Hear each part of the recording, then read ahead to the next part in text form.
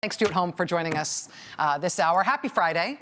And I should also say happy birthday, sort of.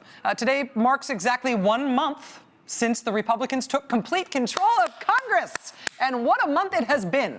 First things first, because this is the modern Republican Party, which the Beltway keeps telling us is totally over divisive social issues.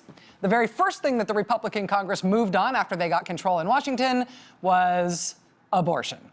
They introduced 5 or 6 different abortion bans or abortion restrictions right off the bat at the start of the new Congress. Then they decided that the one they were going to run with would be a federal nationwide 20-week ban on abortion. They ran it through committee. They put it on the schedule. It was going to go to the floor of the House for a vote. And then they yanked it. They pulled their own bill.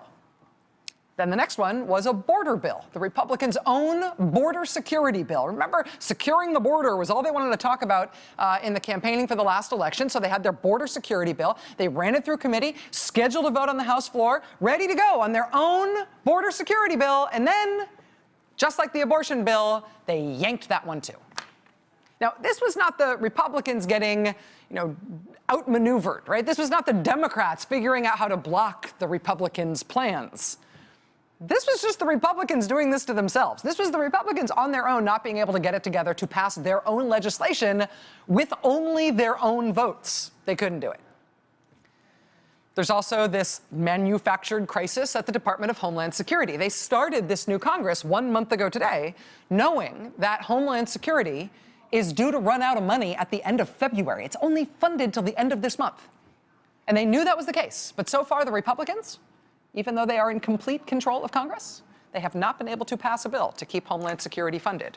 And right now, apparently, there is no plan for doing that. There's nothing in the works in the Republican-controlled Congress to avoid a shutdown of the whole giant Homeland Security Department in just a couple of weeks. Now, to be fair, in this month that the Republicans have been in charge, they did manage to pass a bill to force the construction of the Keystone Pipeline. They passed it as gas prices dropped below $2 a gallon, as new poll numbers came out showing that even Republican voters want political action to combat climate change. And they passed the bill at the end of a 3-week period in which there were no fewer than 5 significant pipeline explosions and ruptures in our country, including one rupture of a North Dakota pipeline that was less than a year old. And that rupture caused the largest spill of its kind in state history. And then right after that, okay, everybody ready to vote on Keystone? Does it seem like a good time now? Even before they took that vote, President Obama announced he would veto the bill. So they did pass that one. It's going nowhere. If we really want to talk futility, though, the Republican Congress did also get up on its hind legs. And by some counts, for the 56th time, they got up on their hind legs and they voted to repeal Obamacare again. 56 times. Here's what that looked like. Can you smell the excitement?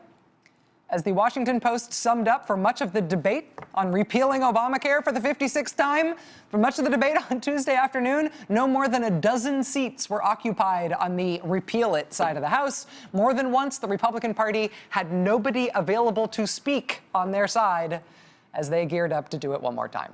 It's like it's not even exciting anymore. But they did do it for the 56th time.